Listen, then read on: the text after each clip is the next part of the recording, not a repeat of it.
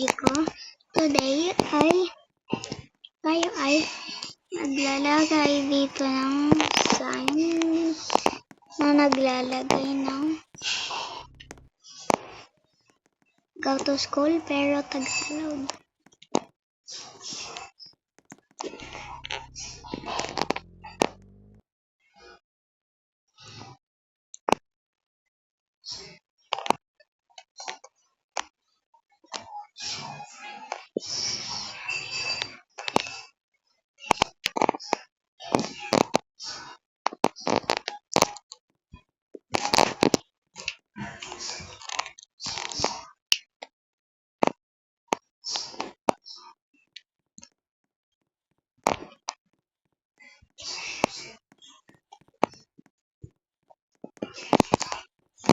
Okay na mga beshi ko.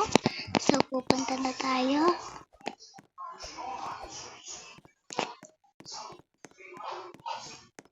Ay, malapit lang to.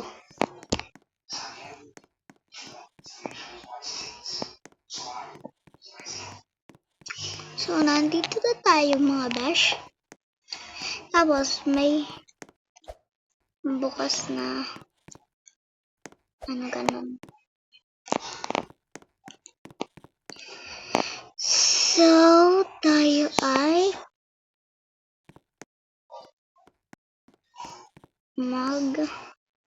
muna.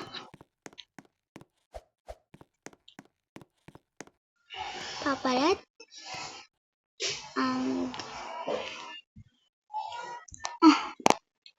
Wait lang nyo.